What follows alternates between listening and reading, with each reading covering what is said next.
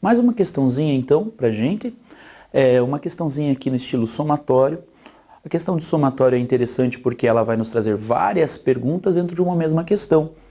É o modelo antigo da Federal, que diz, mas nos ajuda bastante a interpretar e entender vários assuntos que pode ser cobrado na sua prova. Vemos lá o texto que diz assim: dada a função f dada de reais em reais positivos, definida por f de x igual a x ao quadrado mais 1. Determine a soma dos números associados às afirmativas verdadeiras.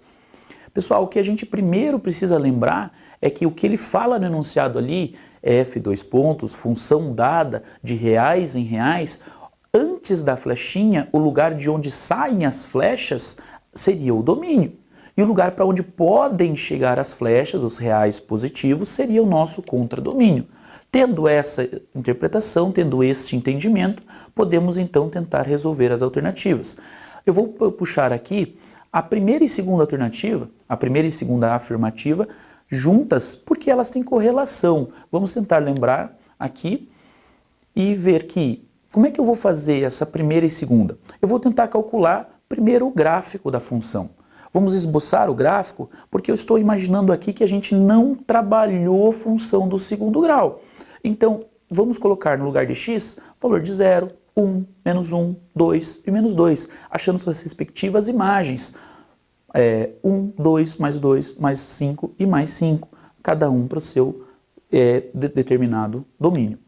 Tendo esses valores, temos 5 pares ordenados e vamos ter então o gráfico desenhado, esboçado ali no plano cartesiano. Veja que eu coloquei 5 pontos e a partir deles fiz uma linha dando continuidade. A partir disso, nós vamos fazer o quê? Nós vamos sombrear o gráfico no eixo y. Mas por que isso? Porque se a gente lembrar que imagens são valores de y, imagens são valores encontrados para y, ao sombrear no eixo y encontramos a imagem da função. Notamos então que a imagem vai de mais 1 até o mais infinito. A imagem indo de mais 1 até o mais infinito está escrito ali embaixo. Perceba que ele tinha nos dito que a imagem era os reais positivos. O que são reais positivos? Seria ir do zero ao mais infinito. Imagem é do mais 1 até o mais infinito, então vemos que é diferente do que ele nos disse. Por isso a afirmativa 02 ela é falsa. Então riscamos a 02 e agora a gente vai à seguinte pergunta. Essa função é sobrejetora? Para ela ser sobrejetora, você tem que lembrar que função sobrejetora tem contradomínio igual à imagem. Ele disse no enunciado que o contradomínio eram os reais positivos.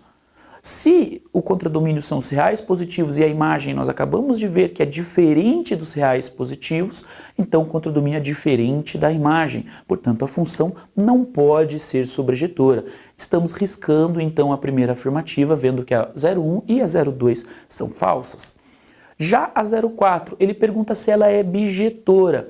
Eu sei que você, bom aluno, já sabe a resposta graças a 1 e a 2, mas eu quero dar uma olhada de uma forma diferente para essa questão. Lembrando que bijetora é uma função que é injetora e sobrejetora ao mesmo tempo. Esta função, para ser injetora, ela teria que ter valores de x diferentes, nos dando valores de y diferentes. Ou seja, cada valor de x tem que dar um valor de y diferente. Se nós olharmos o gráfico que nós tínhamos construído na questão anterior, nós podemos fazer o quê? Podemos traçar retas paralelas ao eixo x.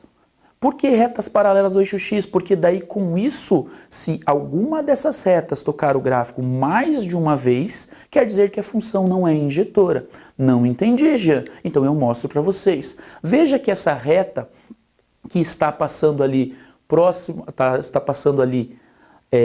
paralela ao eixo x, ela está tocando o gráfico duas vezes. Perceba que quando x é mais 2, o valor de y é mais 5. E quando x é menos 2, o valor de y também é mais 5. São diferentes valores de x dando o mesmo valor de y. Então a função não é injetora. Se ela não é injetora, ela não pode ser bijetora. Então a afirmativa é falsa. Mas você vai falar assim, Jean, eu já sabia que ela não era bijetora porque ela não era sobrejetora. Tínhamos falado anteriormente.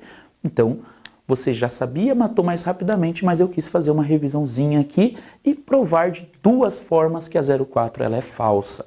Vamos então para a 08. A 08 você vai dar risada, você vai falar assim, meu Deus, eu não estudei para uma coisa tão fácil. Mas está lá, ele quer saber x raiz de 5, f de x igual a 6. Será que isso é verdade? Como é que a gente faz? Vamos no lugar de x colocar raiz de 5. O número que está ao lado de f é o número que eu substituo em x. Raiz de 5 ao quadrado, 5. 5 mais 1, 6. f de raiz de 5 realmente é 6. Então a afirmativa ela é verdadeira.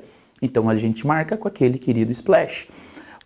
Agora, a afirmativa 16 e a afirmativa 32, novamente eu trouxe as duas juntinhas. Por quê? Porque ao olhar para o gráfico, elas vão ser respondidas tranquilamente. A primeira, questão 16, fala que a função é uma reta. Você desenhou o gráfico e você fala assim, isso não parece uma reta. Então a questão 16 é falsa. Agora a 32 diz que a função é par. Tem duas formas de você lembrar se essa função é par ou não. Uma pelo gráfico. Olhando pelo gráfico, você vai ver se a função é simétrica ao eixo y. Se a função tiver um gráfico simétrico ao eixo y, ela é par. Olhe como se você colocasse um espelho no eixo y, o que está do lado direito seria a imagem do que está do lado esquerdo. Então a função é par olhando pelo gráfico. Outra forma seria você lembrar daquilo que você fez para as questões anteriores. Você colocou no lugar de x mais 1 e no lugar de x menos 1. Por que são interessantes esses valores? Porque são valores opostos. Esses valores opostos de x estão me dando valores de y exatamente iguais. Mais 2 está dando 5, menos 2 está dando mais 5 também. Valores opostos de x dando valores de y iguais, então quer dizer que a função é par. Então é verdadeira a afirmativa 32. Com isso nós vamos lá, marcamos a 8 e a 32. O que precisava fazer no final era marcar o número 40 no gabarito.